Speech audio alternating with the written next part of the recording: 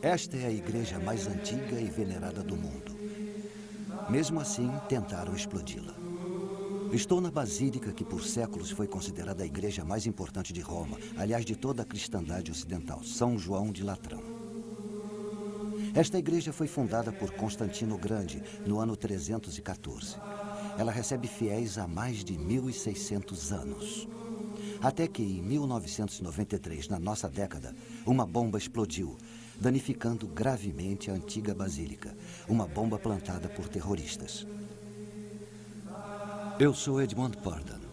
Na próxima hora, estaremos analisando a relação entre acontecimentos mundanos e os 7 sinais do retorno de Cristo, tais como se vê no Antigo e no Novo Testamento da Bíblia.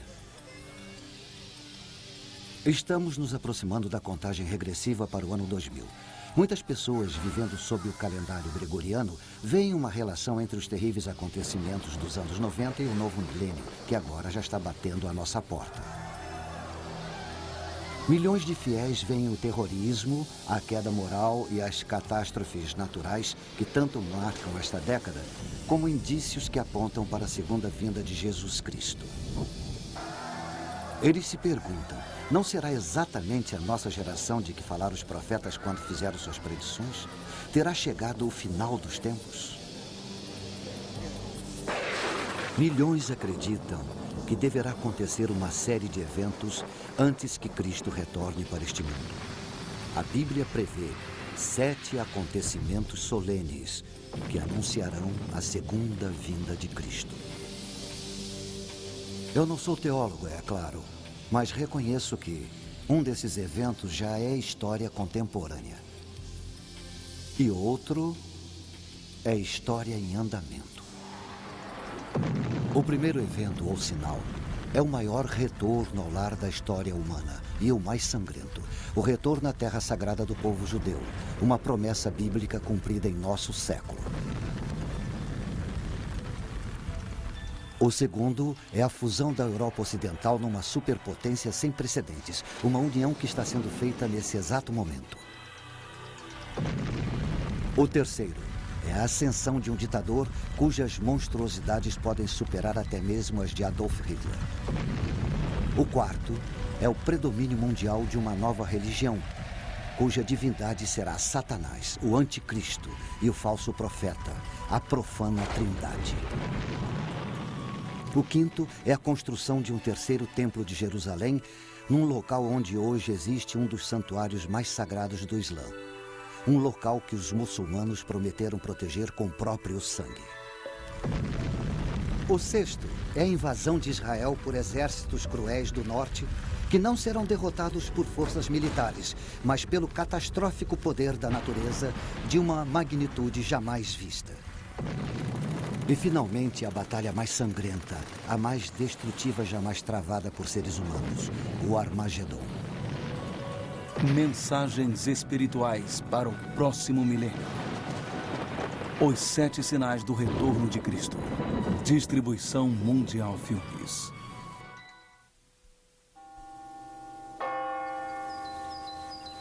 Mil anos antes de terem colocado a bomba, São João de Latrão era a igreja do Papa.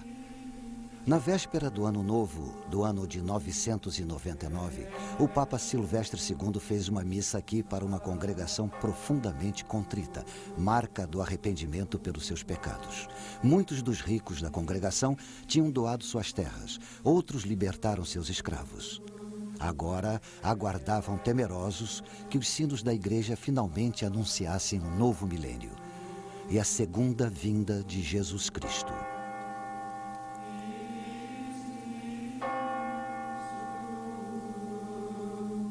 Dobraram os sinos, chegava o ano 1000, mas Cristo não apareceu.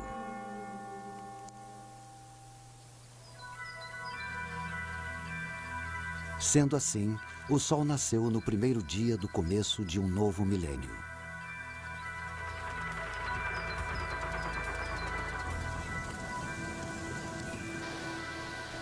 Hoje, o milênio que começou no ano 1000 está chegando ao fim.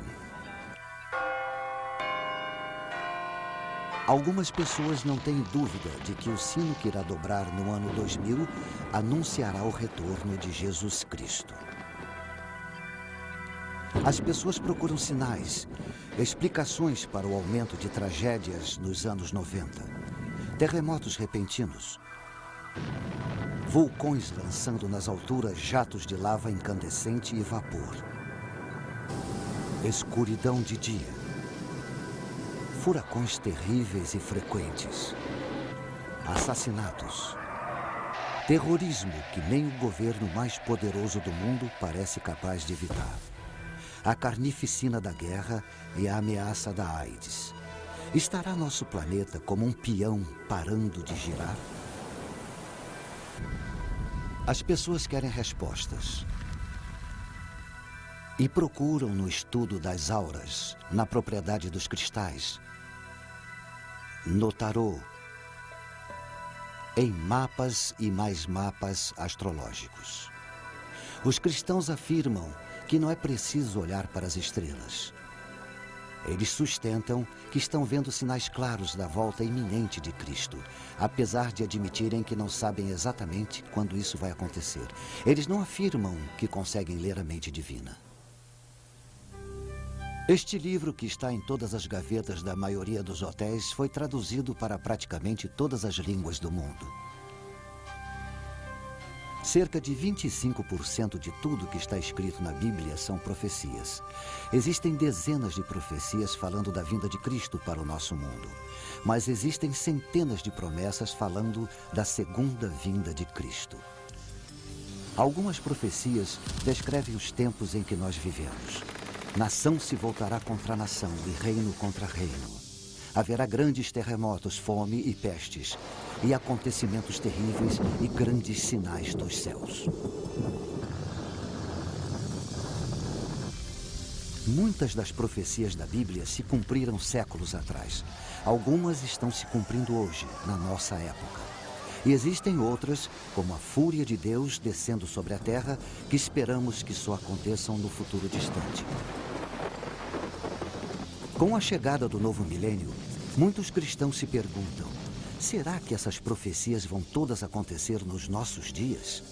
Vamos nos aprofundar o máximo possível nessas profecias. Veremos que, como as 7 velas de um menorá, elas nos dão 7 sinais para o retorno de Jesus Cristo.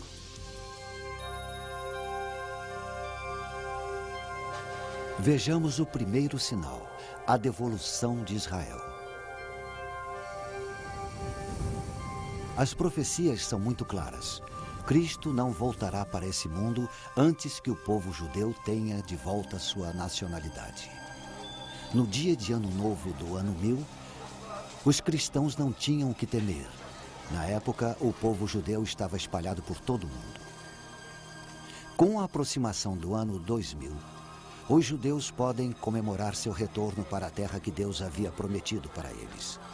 E eles a transformaram numa terra e tanto. Os restos ressequidos do passado voltaram à vida. Milhares e milhares de árvores foram plantadas. O deserto foi transformado num pomar. Os israelenses modernos se mostraram dignos de uma promessa ancestral, mas não sem derramamento de sangue. O povo judeu, como nação, começou quando o patriarca Abraão obedeceu à vontade de Deus. Sai-te da tua terra, para a terra que eu te mostrarei. Esta é a terra que Deus prometeu a ele. Importante centro entre a Ásia e a Europa, no coração de onde nasceu a civilização. Uma terra de montes bucólicos e ricas praias salineiras. Geograficamente, os antigos judeus foram pegos no fogo cruzado entre as forças do Egito e da Assíria, e cercados por povos decididos a expulsá-los da terra que eles acreditavam que Deus destinara para eles. Dessa época até hoje, a Terra Prometida sofre com guerras constantes. Com o tempo, a Assíria conquistou o reino de Israel ao norte. Suas 10 tribos se perderam na história. Mais tarde, o reino de Judá ao sul foi esmagado pelas forças de Nabucodonosor e seu povo foi levado prisioneiro para a Babilônia. Até que os persas destruíram a Babilônia e os descendentes de Abraão ficaram livres para voltar para a Terra Prometida. Mas a Terra Prometida estava ocupada por Roma. Roma construiu cidades, Roma construiu termas, Roma construiu anfiteatros e Roma trouxe seus deuses. O jugo romano era mais pesado do que os judeus podiam carregar. Eles se rebelaram e foi um levante que a poderosa Roma levou quase 4 anos para neutralizar. Enfim, a fúria de Roma se abateu sobre Israel com violência. Houve uma explosão de judeus em fuga que atingiu todos os cantos conhecidos do planeta. Em seu exílio, eles confiaram na promessa feita pelos profetas. Assim diz o Senhor dos Exércitos. Eis que salvarei o meu povo, tirando-o da terra do Oriente e do Ocidente. E os trarei, e eles habitarão no meio de Jerusalém. Eles serão o meu povo. Mas Jerusalém caiu nas mãos de forças muçulmanas que trouxeram o Islã. Durante séculos, a terra chamada Palestina fez parte do Império Turco-Otomano, até que os turcos foram derrotados na Primeira Guerra Mundial. Isso permitiu o retorno de alguns judeus para sua terra original. Até que nos anos 30, da Alemanha nazista chegaram ondas de ódio aos judeus, que obscureceram as perseguições do passado. Os judeus foram marcados com estrelas amarelas. As lojas judias foram destruídas, sinagogas foram incendiadas, algumas vezes com a congregação dentro. Aos milhões, os judeus foram levados para campos de concentração num programa que visava a extinção do povo judeu de uma vez por todas. Explode a Segunda Guerra Mundial. Depois da derrota da Alemanha, os judeus sobreviventes do Holocausto foram para as costas de sua antiga terra natal para serem rechaçados em seguida. Então, depois de 9 meses de discussão, as Nações Unidas votaram pela divisão da Palestina no Estado árabe e no outro judeu. Em 14 de maio de 1948, nasceu o novo Estado de Israel. E com ele, o primeiro sinal do retorno de Cristo. As pessoas dançaram nas ruas. Elas vieram cantando. Judeus tão diferentes entre si como Marrocos é diferente de Manhattan. Judeus dos casbás e dos bazares, dos bairros de alfaiates de Nova York, dos esconderijos em Amsterdã, da Inglaterra e da Suíça, do refúgio na Suécia, da Índia e Etiópia, do Iêmen e Detroit. Eles possuíam um laço de união bíblico com uma terra que a maioria nunca tinha visto. Também designarei lugar para Israel e o plantarei ali, para que habite no seu lugar e não mais seja perturbado. Estas palavras do profeta Amós foram ditas há cerca de 2.700 anos. A devolução de Israel para o mundo parecia um sonho impossível, mas uma por uma as barreiras que o impediam foram afastadas. Pelas mãos de Deus, muitos acreditam. Este sinal surgiu em nossa época. Quantos mais se seguirão?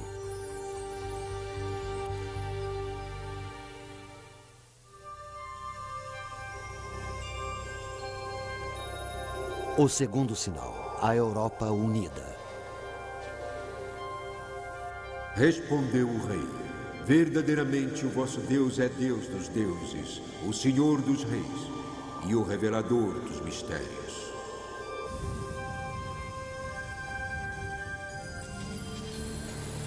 No passado, esta cidade Roma foi a maior capital do mundo antigo. Hoje, Roma ainda é capital. Uma capital de um dos muitos países do oeste europeu que formaram uma confederação denominada UE, ou mais popularmente, União Europeia.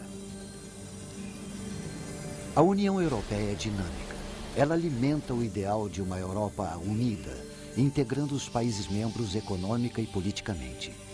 Ela prevê políticas comuns no comércio, na agricultura, Isso exige um sistema monetário europeu único para todos os países membros. Ela mantém um parlamento multinacional. Se a União Europeia decidir formar um exército comum europeu, ela emergirá como o Império Romano do século XXI. Incrivelmente, toda a operação da União Europeia foi prevista há cerca de 1.600 anos. Isso aconteceu na Babilônia, a lendária Babilônia dos Jardins Suspensos. O rei Nabucodonosor teve um terrível pesadelo e mandou chamar um visionário judeu chamado Daniel para que o acalmasse.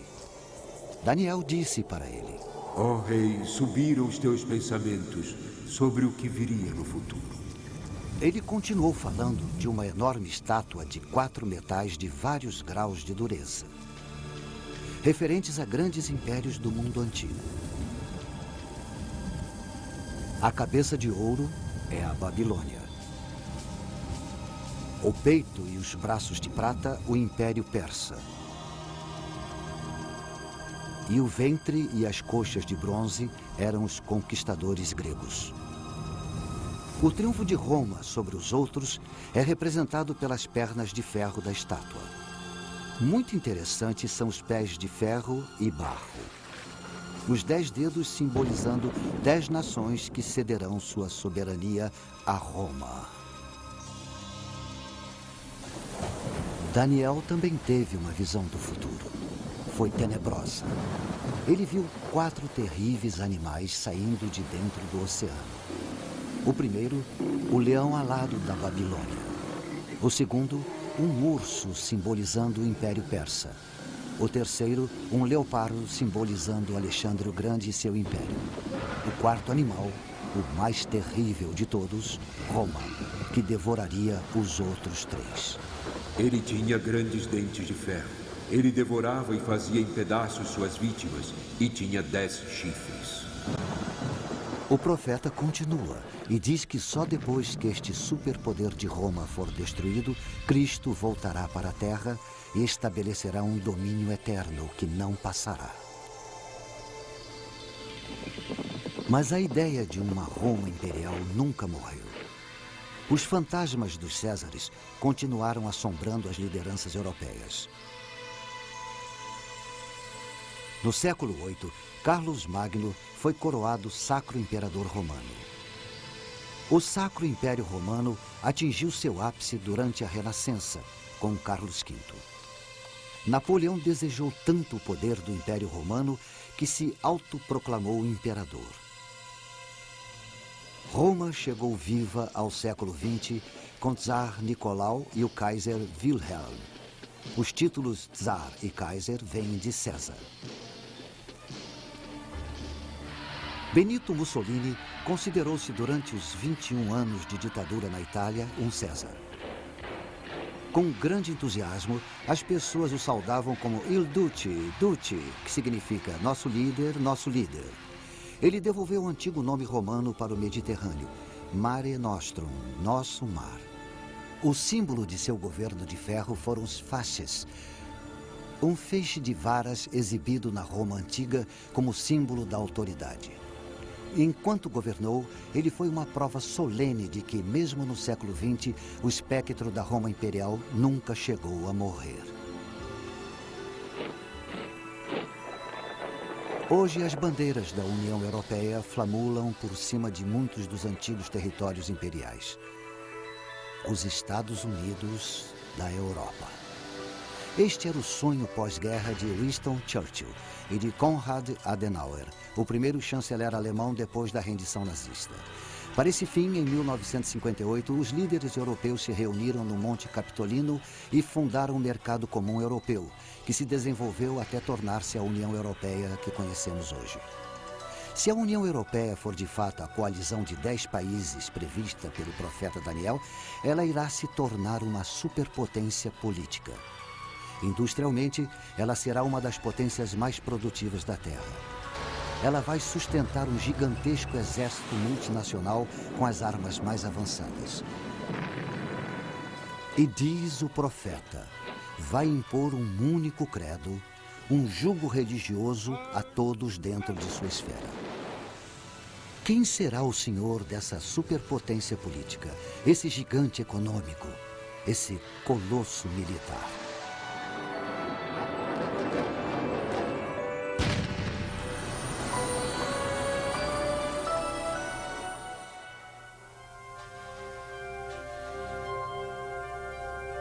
O terceiro sinal é a vinda do anticristo. E eis que entre eles subiu outro chifre, pequeno, diante do qual 3 dos primeiros chifres foram arrancados. E eis que neste chifre havia olhos como os de um homem, e uma boca que falava grandes coisas.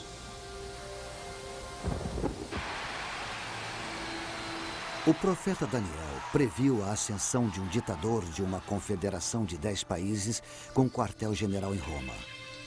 Ele vai se posicionar contra Cristo nos últimos dias antes da segunda vinda.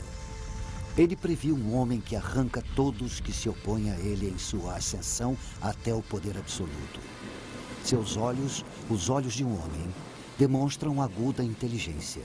E sua boca, que fala grandes coisas, prediz um orador de grande autoridade. Um orador carismático que hipnotiza a massa de seguidores. Para ele, as pessoas entregam tudo: sua vontade, sua lealdade, seu amor, sua liberdade, sua própria alma. Estão convencidas de que ele é o Salvador.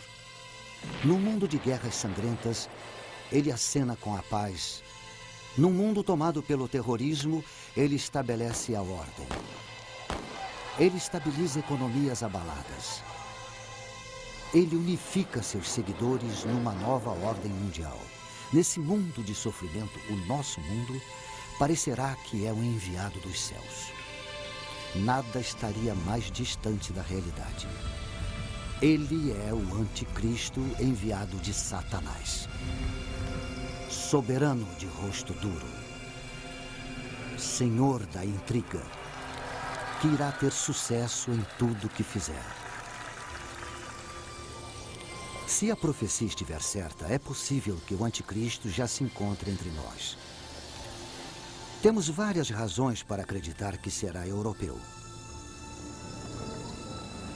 Eu ou você já podemos ter esbarrado nele na rua de alguma cidade. Ou ter sentado ao lado dele num avião.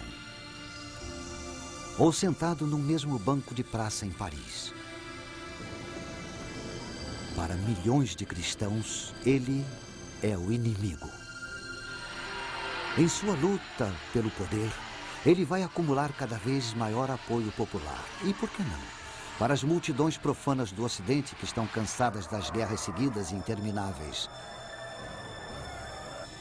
De rivalidades entre grupos e massacres. Cansados de limpezas étnicas, da chaga das drogas, do crescente terrorismo, cansados da aparente falta de sentido da vida. Toda uma geração de jovens vai ver nele um ideal de vida, pela disciplina.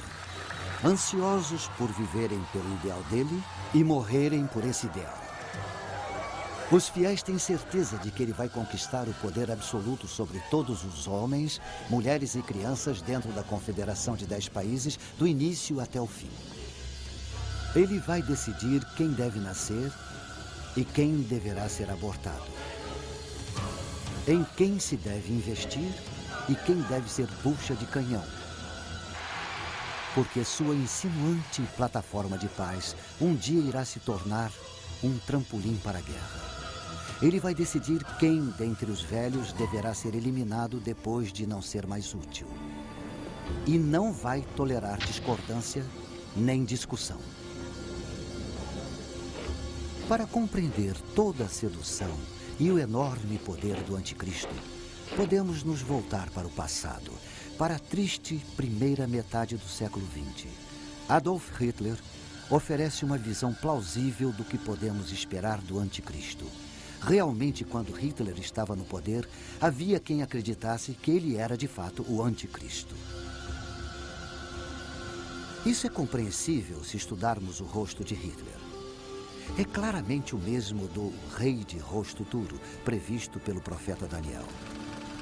Hitler, com certeza, foi um mestre da intriga. E os olhos?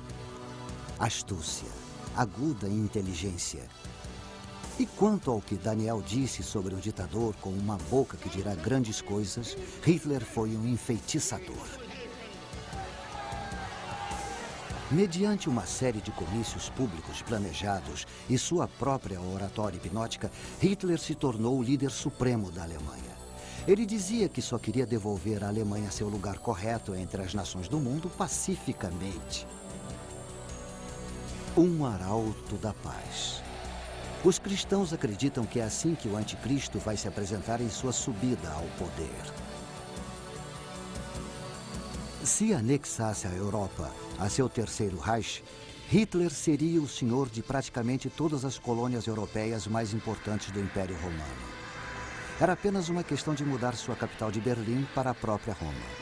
Mas Britânia, a Grã-Bretanha, recusou-se e o rechaçou. Quando a Segunda Guerra Mundial se voltou contra ele, pareceu menos provável que Hitler pudesse ser o anticristo da profecia. Mesmo assim, Adolf Hitler é o mais próximo que podemos pensar para entender a ideia cristã de um anticristo. Como Hitler, ele irá hipnotizar as massas para depois escravizá-las. O Reich de 1000 anos de Hitler durou menos de 12 anos. Durante esse tempo, entretanto, o domínio que Hitler exerceu sobre os povos e países foi assombroso. Mesmo assim, pelos padrões de hoje, as ferramentas de que ele dispunha para exercer seu controle eram primitivas. Não havia o uso da eletrônica que temos hoje. O ditador profetizado, o anticristo, vai ser um Hitler moderno. Mas diferente de Hitler, todos os espantosos avanços da tecnologia eletrônica estarão à sua disposição. Enormes redes midiáticas e meios eletrônicos de lavagem cerebral estarão a seu serviço. As armas mais destrutivas estarão sob seu comando. E ele vai programar a humanidade para servi-lo.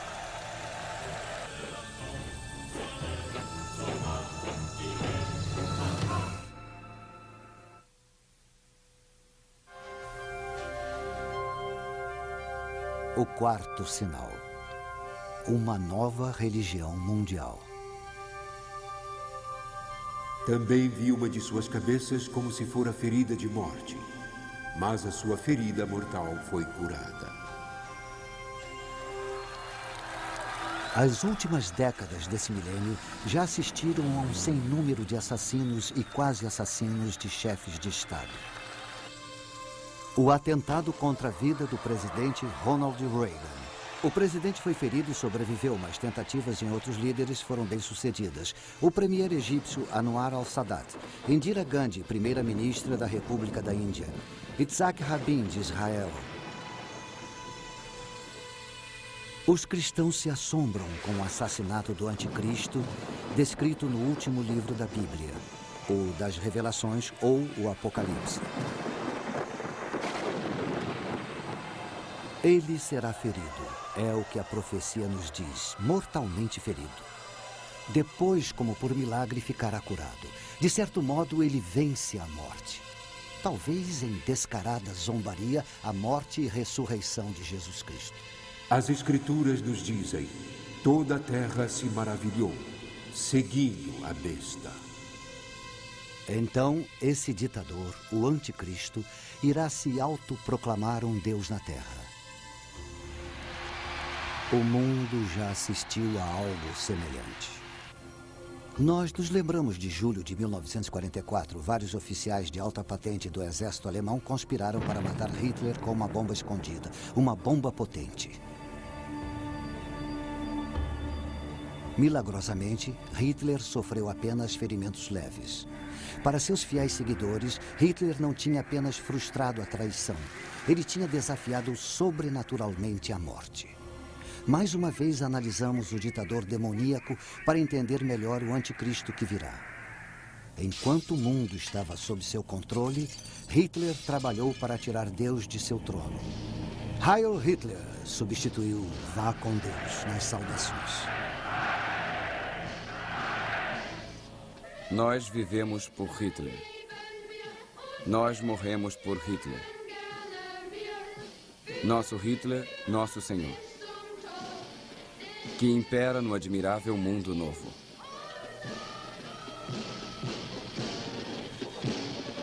Os rituais cristãos foram aniquilados quando não substituídos pela ostentação pagã. O lugar de honra das Sagradas Escrituras foi ocupado pela autobiografia de Hitler, Mein Kampf. O culto a Hitler alcançou seu ápice no fervor da SS, a elite militar do Führer. As unidades SS cumpriram suas ordens desumanas sob a efígie da Caveira da Morte. O filho pequeno de um membro da SS foi batizado numa cerimônia que abertamente zombava do ritual cristão do batismo.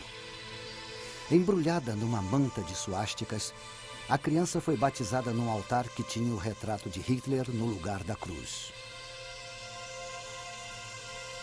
Como o escritor inglês Clive James observa, nem todos nessa era mundana estamos dispostos a aceitar que Satanás visitou a Terra na forma de Hitler e recrutou um exército de pecadores. E vi subir da terra outra besta. E tinha 2 chifres semelhantes aos de um cordeiro e falava como dragão. Também exercia toda a autoridade da primeira besta na sua presença, e fazia que a terra e os que nela habitavam adorassem a primeira besta, cuja ferida mortal fora curada. A vinda de uma outra foi profetizada, um falso profeta que vai incentivar todos os povos a adorar o ditador mundial.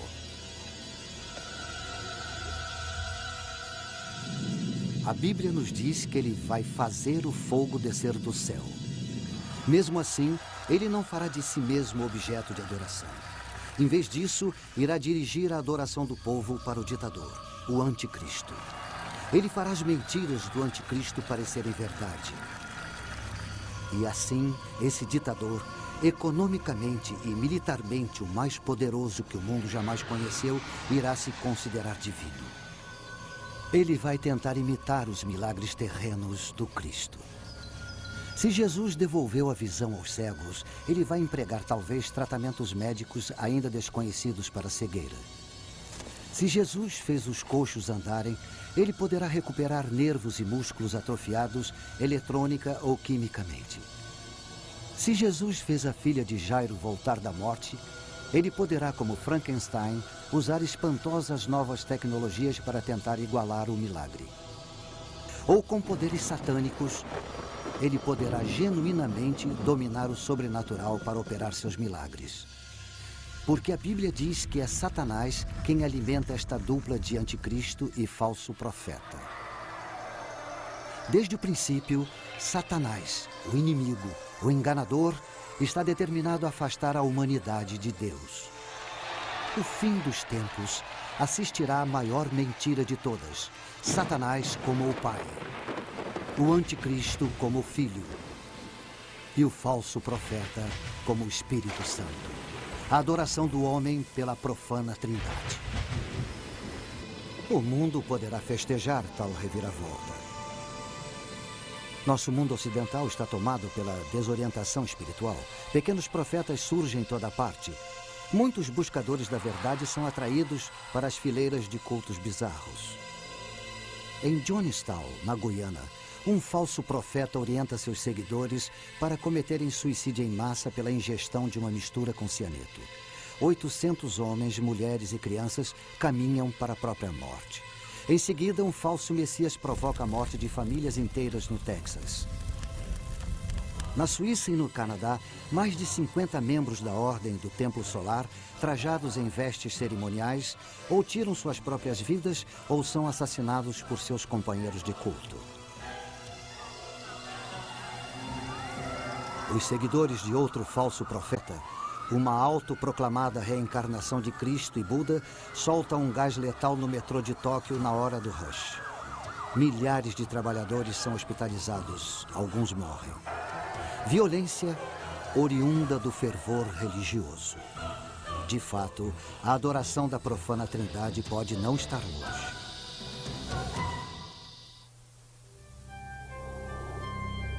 O quinto sinal. a reconstrução do templo.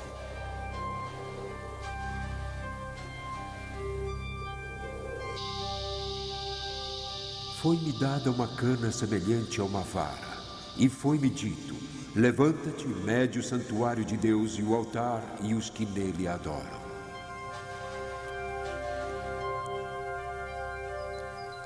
Jerusalém dourada, a cidade de Deus. Seu solo pisado pelos pés dos conquistadores, assírios e babilônios, gregos e romanos, sarracenos e otomanos. Suas portas, os sagrados portais dos peregrinos, judeus, cristãos, muçulmanos. Seu nome significa paz. Sua história, conflito. Mesmo assim, ela é a cidade onde quase todo ser humano sente o desejo de estar.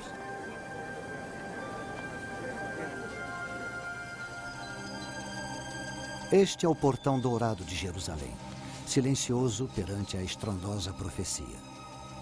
Tanto judeus como cristãos tomam conta desse portão.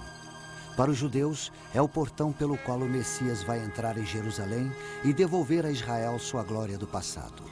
Para os cristãos, é o portão pelo qual Jesus Cristo vai reentrar na sua cidade. Bem escolados nessas profecias, os otomanos muçulmanos lacraram o portão em 1530. E sabendo que o Messias, como um sumo sacerdote judeu, não pode atravessar um cemitério, construíram um bem grande na frente do portão. Esta é a coroa de Jerusalém, o Templo do Monte, o Monte Bíblico de Moriá e o centro da fé judaica. Apesar de ter apenas 35 acres, é o pedaço de terra mais disputado de todo o mundo. Foi aqui, como se vê nesse modelo, que o rei Salomão construiu o primeiro templo de Jerusalém, com os cedros do Líbano. Mas ele foi destruído em 586 a.C. por invasores babilônicos. Por volta de 26 a.C., o rei Herodes o Grande completou a construção do segundo templo. Foi seu maior feito. Para este templo, com ornamentos dourados brilhando em sua fachada de mármore branca, os judeus de todas as províncias do Império Romano faziam suas peregrinações de Páscoa. Foi aqui na corte dos gentios que Jesus, em sua fúria, expulsou do templo os mercadores e ambulantes. A tentativa do imperador Calígula de colocar sua efígie gravada no templo enfureceu de tal modo os judeus que eles se revoltaram contra Roma. No início, tiveram êxito. Mas em 70 d.C., as forças romanas dominaram a cidade, queimaram o templo e levaram seus objetos sagrados para Roma como espólio.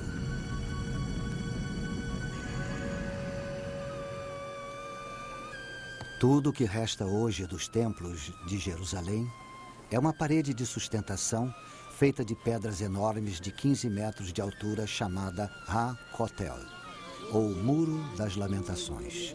De toda a cultura judaica, este é o local mais sagrado.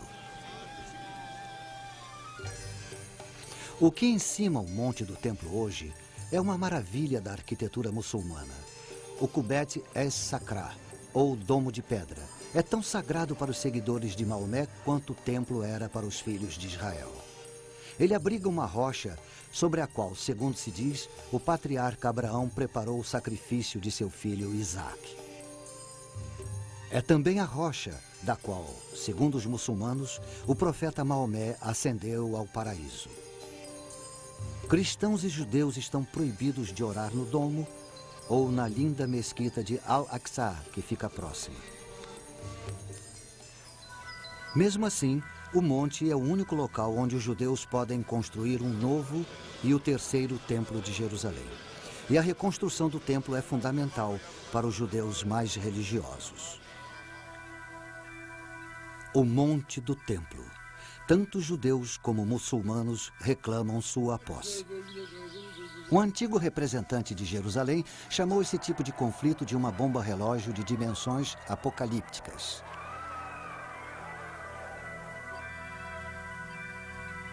Por volta de 691 d.C., os muçulmanos terminaram de construir o Domo de Rocha. Ele está sobre o monte do templo há 1.300 anos. Não estão dispostos a tirá-lo para dar lugar a um terceiro e definitivo templo judeu. Muitos judeus rezam por um milagre. O templo virá do alto, eles dizem. Mas existem fanáticos tramando tomar o templo à força. Um militante do templo, ex-soldado do exército israelense, atraiu milhares de seguidores. Nossa ideia, ele explica, é mudar a mesquita, mudar o domo de rocha para ser reconstruído em Meca. Um grupo conhecido como Instituto do Templo já está se preparando para um novo sacerdócio judeu. Objetos rituais para sacrifício estão sendo feitos. Vestes rituais sendo confeccionadas. À sombra do Muro das Lamentações, há escolas do Talmud, onde estudantes ávidos são preparados para realizar os antigos rituais dos sacerdotes judeus. Um modelo em escala do terceiro templo já foi até construído. Mas os muçulmanos não abrem mão do monte do templo. Em 1990, irrompeu um tumulto quando um grupo de judeus tentou fincar a pedra angular do novo templo.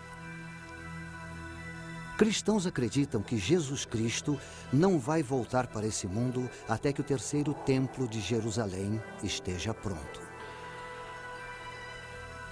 Como isso é possível com esta situação explosiva entre muçulmanos e judeus? E deu-se-lhe autoridade sobre toda a tribo, povo, língua e nação. O ditador dos 10 países irá intervir. Chegando como pacificador, ele irá enganar até o eleito.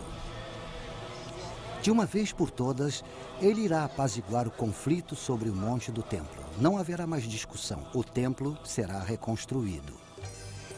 E os filhos de Israel irão regozijar-se. Ele fez mais que resolver um conflito, eles dirão. Ele cumpriu o pacto que o Senhor Deus fez com Abraão. Mas o festejado ditador tem outros pactos a cumprir. Ele fará um acordo pelo qual irá devolver a Palestina para os israelitas. Este pacto marca o início de um período de 7 anos de tribulação, que só vai terminar com a segunda vinda do Cristo. Ele lhes dizia que fizessem uma imagem à besta que recebera a ferida da espada e vivia. Agora, o falso profeta, fonte oculta do poder, entronizará o ditador anticristo no novo templo de Jerusalém. E os que habitam sobre a terra irão adorar a besta, cujos nomes não estão escritos no livro da vida. A imagem dele será adorada, venerada, cultuada. Todos que se recusarem serão mortos. Os israelitas traídos reagirão como seus ancestrais fizeram quando o imperador Calígula tentou pôr sua imagem no templo deles. Vão se revoltar e lutar. E o ditador os fustiga com tal massacre que irá ofuscar o holocausto de Hitler.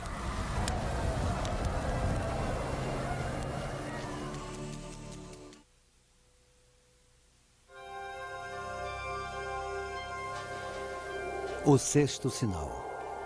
Uma invasão de Israel pelo norte.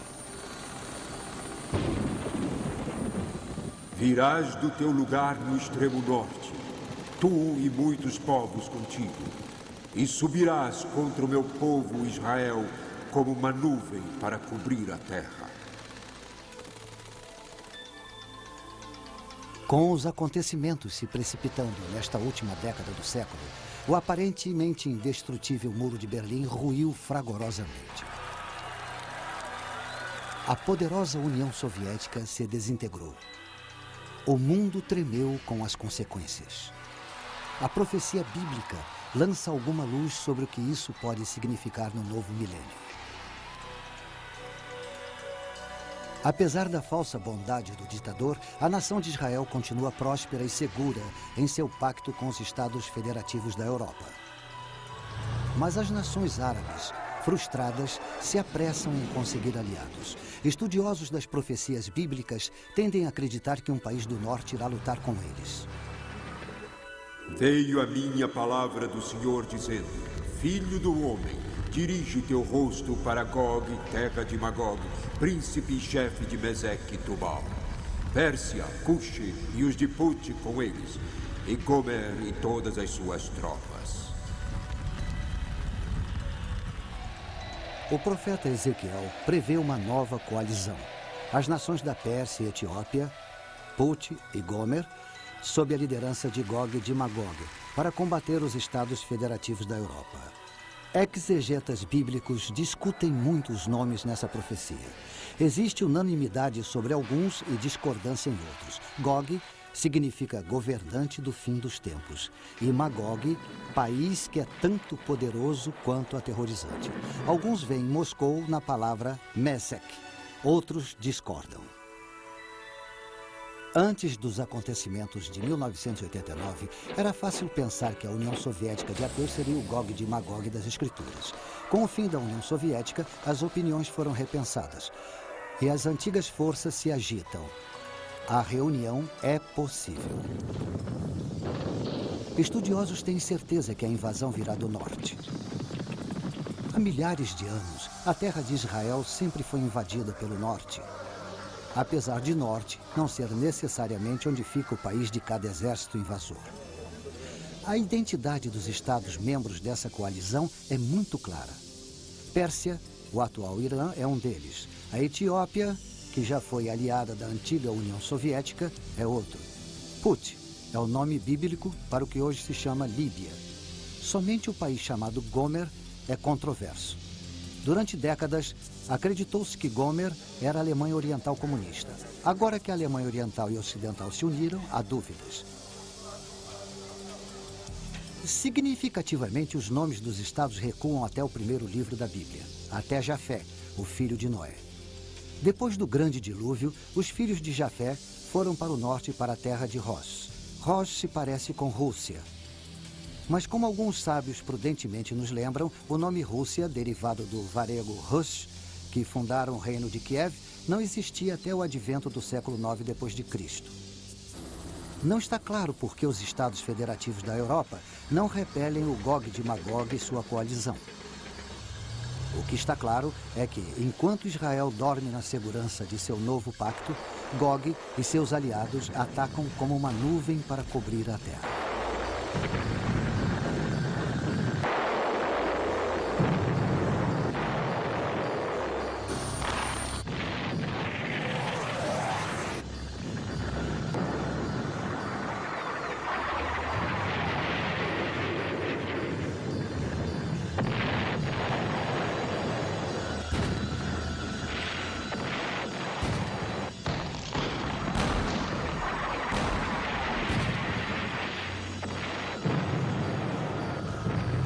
A invasão é um sucesso. Mas os invasores estão confiantes demais. Eles imaginam que já têm o controle de Israel antes de vencer. E chamarei contra ele a espada sobre todos os meus montes. Agora o próprio Senhor Deus mostra sua face ao lado de seu escolhido. Os peixes do mar, as aves do céu, os animais do campo, e todos os répteis que se arrastam sobre a terra, e todos os homens sobre a face da terra, tremerão diante da minha face. E os montes serão deitados abaixo, e os precipícios se desfarão, e todos os muros desabarão por terra.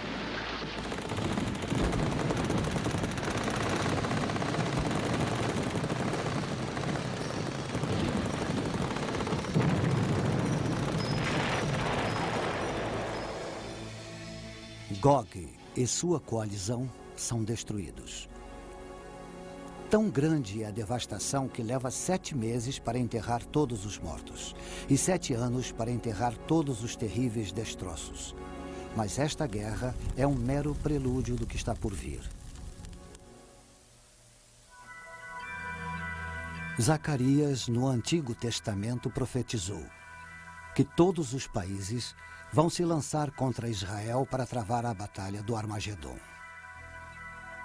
Em 2 de dezembro de 1942, neste local, na Universidade de Chicago, foi feita a primeira fissão nuclear.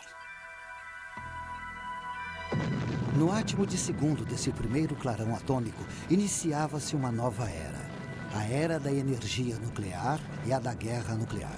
Se a profética batalha do Armagedon for inevitável, será um holocausto de natureza nuclear.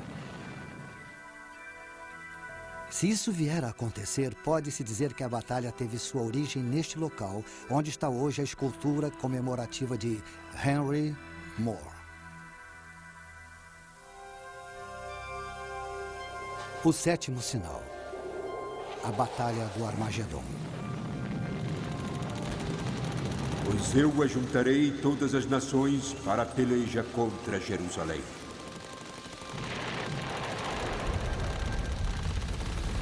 Zacarias, do Antigo Testamento, profetizou que todos os países vão lutar contra a terra de Israel para realizar a batalha. Ele previu uma batalha em que uma boa parte da raça humana irá morrer. O nome do lugar onde essa batalha será travada provoca arrepios só de ouvir. Armagedon. Os cristãos acreditam que toda a epopeia dos judeus é uma crônica dos esforços de Satanás para destruir o povo escolhido de Deus e para malograr o plano de Deus para a redenção da humanidade. O tempo é chegado em que esse adversário de Deus fará um grande último esforço para atingir seus objetivos.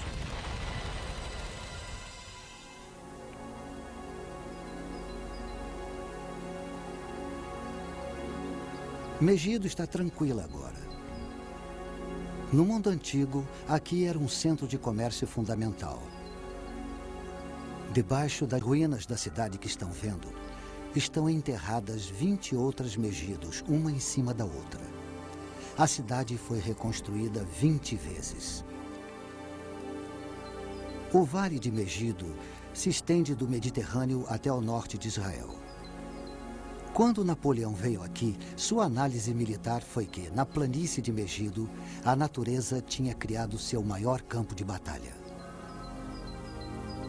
Nós conhecemos Megido melhor por seu outro nome, Armagedon.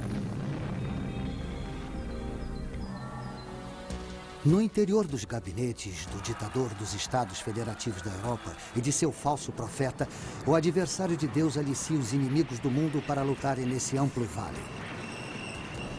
Será a última batalha que o ser humano jamais irá travar. Eles virão de todos os cantos do mundo. Mais exércitos virão descendo do norte. Outros exércitos invadirão pelo sul. Chefiados pelo Deus da guerra, o único Deus que o anticristo irá reconhecer além de si mesmo, os Estados Federativos da Europa despacharão suas tropas de elite pelo ocidente, tropas com armas superiores.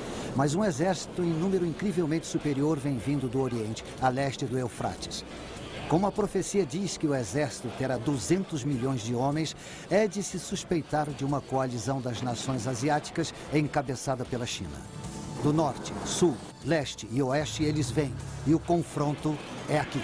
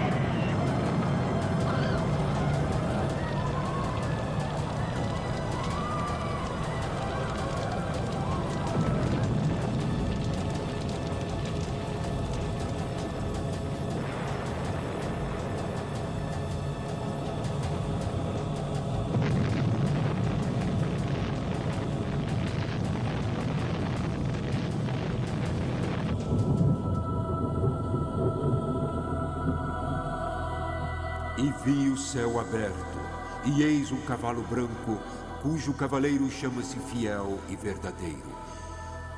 No manto sobre a sua coxa tem escrito o nome: Rei dos Reis e Senhor dos Senhores. Cristo, que retornou em sua glória, julga as nações ímpias. De sua cidade sagrada, Jerusalém, ele irá reinar triunfante e seu reino será eterno. A profana trindade está esmagada. Satanás foi banido para sempre. Os redimidos da humanidade vivem no êxtase do reino soberano de Deus sobre o universo.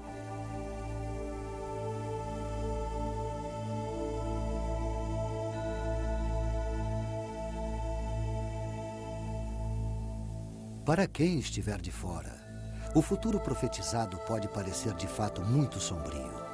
Os fiéis tentam ver além do caos a vinda de Cristo. Eles dizem que a mensagem da profecia não é temível, é cheia de esperança. E eles se confortam no conselho dado por Jesus quando previu esses acontecimentos.